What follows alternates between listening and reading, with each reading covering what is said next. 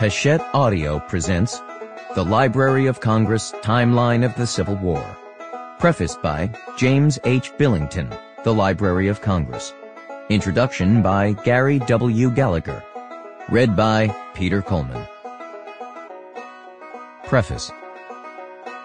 On July 4, 1860, Americans at home and abroad sang, marched, recited the Declaration of Independence, and raised glasses to toast the 84th birthday of the United States of America.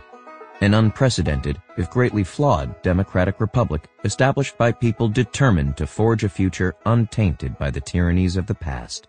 Yet only a few months after these grand celebrations, Southern states, whose economies rested heavily upon the backs of 4 million people held in slavery, began seceding from the Union.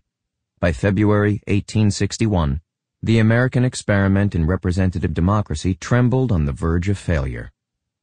2 weeks after the artillery barrages in Charleston Harbor ignited the Civil War, the Library of Congress celebrated its 61st birthday. Then located in the U.S. Capitol, the library held 70,000 volumes and a small collection of maps that members of Congress consulted as they addressed the increasingly complex issues confronting the troubled nation. Southern legislators who had withdrawn from Congress and returned to their states still had some 276 volumes charged out to them that historic April. And Commander-in-Chief Lincoln would soon be borrowing books from the library's collections as he schooled himself in military strategy during the first years of the war. In May 1861, President Lincoln appointed a political supporter, Indiana physician John G. Stevenson, as the 5th Librarian of Congress. This proved to be beneficial for many of the soldiers who garrisoned the nation's capital, for in addition to heading the small library staff, Stevenson volunteered his medical services in some of Washington's hospitals and makeshift infirmaries. In 1863, he served as a volunteer aide-de-camp during the battles of Chancellorsville and Gettysburg.